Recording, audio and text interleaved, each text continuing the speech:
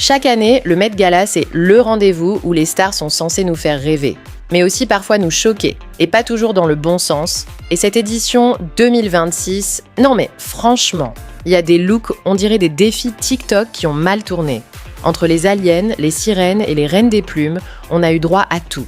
Le génie pur et le chaos total, la frontière était plus fine que jamais cette année. Le thème était ambitieux. Fashion is art. Autrement dit, le corps comme toile vierge, la mode comme musée vivant.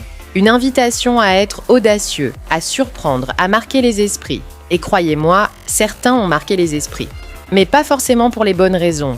Allez, on y va, tenue par tenue, on passe en revue les 13 pires tenues de ce méga-gala. Aucune pitié, Beyoncé. Notre Queen Bee planétaire a refait son apparition au Met-Gala cette année en mode « Je suis votre déesse, prosternez-vous ». Sa tenue est jolie, mais j'ai l'impression qu'il y a quelque chose qui cloche. Elle a carrément sorti l'artillerie lourde. Une robe moulante recouverte de diamants qui forment des motifs squelettiques. D'accord, pourquoi pas. Entre les strass, les ouvertures, les plumes, la couronne. Il y a tellement d'informations visuelles que ton cerveau abandonne au bout de 3 secondes et la grosse traîne plumeuse derrière.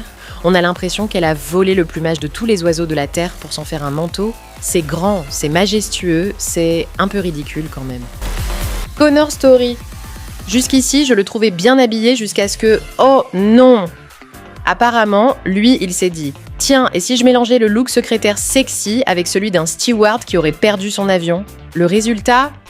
Un top dos nu à pois, ultra moulant, associé à un pantalon large noir des plus classiques. Mais la pièce maîtresse de ce look, c'est cette traîne. Non, ce n'est pas une cape, c'est une traîne qui semble avoir été découpée dans un rideau de douche et qui traîne lamentablement par terre. Ciara, ça c'est ma préférée. Pas de robe bizarre, pas de concept tordu. Non, Ciara a décidé qu'elle était une déesse égyptienne et que c'était réglé. Elle nous a fait le remake de La momie au pays des Schtroumpfs. Collier doré structuré en spirale qui remonte jusqu'au menton, genre armure de pharaon. Bustier doré entièrement incrusté de cristaux. Cou entièrement peint en or. Lunettes, cat eye, triangulaires dorées minuscules, qui servent à rien visuellement mais qui disent clairement « Je suis au-dessus de vous tous ». Et sur la tête, une couronne de piques noires et or, peinte à la feuille d'or, qui partent dans tous les sens comme si la foudre avait frappé sa coiffure et décidé d'y rester. Ciara, c'est la seule de ce lot qui te regarde dans les yeux à travers ses lunettes dorées et qui te fait comprendre que le problème, c'est toi, pas elle. Ciara, t'es une bombe, mais là, t'es juste une bombe qui a explosé. Kim Kardashian, donc, on a une combinaison intégrale en fibre de verre orange, cuivré brillant, moulée sur le corps avec des seins sculptés, un nombril en relief et des lanières de cuir marron qui partent dans tous les sens en guise de jupe. Kim Kardashian ressemble à une Renault 5 qui a subi un relooking raté. Cette couleur orange là, c'est exactement celle d'une voiture d'occasion sur un parking de banlieue. Brillante, cabossée aux bons endroits et avec des ouvertures là où il n'y en a pas besoin. Certains disent qu'elle a parfaitement compris le thème, et honnêtement, peut-être. Mais entre comprendre le thème et avoir une bonne tenue, il y a une différence. Katy Perry. Alors là, je sais pas si elle a confondu le tapis rouge avec une émission de science-fiction, ou si elle a juste eu la flemme de se maquiller et qu'elle a trouvé ce truc dans un placard de bricolage, mais le résultat est spécial.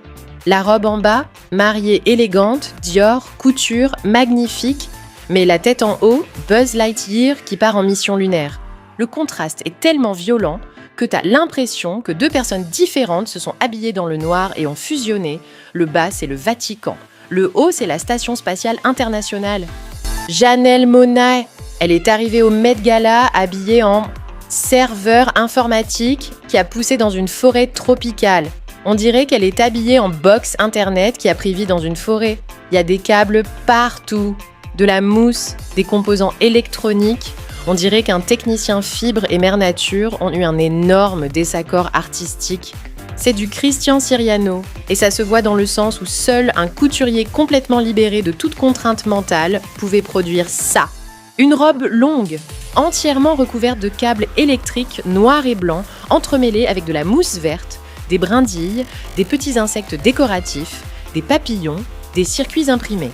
Le tout surmonté d'une médaille en métal sur la poitrine qui ressemble à un disque dur recyclé. Teyana Taylor, on dirait un balai de luxe qui a atteint la conscience humaine. Il y a tellement de franges que si elle tourne trop vite, elle peut probablement nettoyer toute la salle du Met Gala. Parce que la tenue, c'est ça. Des franges argentées partout, de la tête aux pieds, littéralement.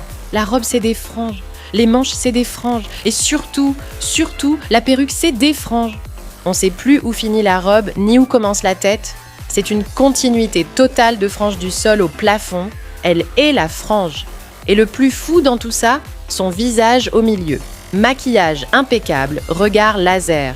Elle est terrifiante et magnifique en même temps. Et les deux en même temps, c'est possible quand tu t'appelles Teyana Taylor. Doechii est arrivée au Met Gala 2026 avec un turban bordeaux géant sur la tête qui fait facilement 40 cm de haut. Une tenue drapée bordeaux qui tient essentiellement par la chance et 2 épingles cachées, des chaussures recouvertes de tatouages de henné et un niveau d'exposition cutanée pas possible. Vous savez qu'il y a des enfants qui vous regardent? Un peu de tenue quand même. Bref, next. Léna, situation. Léna, c'est vraiment « j'ai une robe, mais uniquement du bas ». La fierté du contenu français, celle qui nous fait honneur et honte en même temps depuis New York. Alors elle est arrivée au Met Gala avec une jupe longue bleu ciel drapée façon toge grecque, très jolie d'ailleurs, fluide, élégante. Et pour le haut, 2 mains en métal, dorées, moulées en train de lui tenir la poitrine.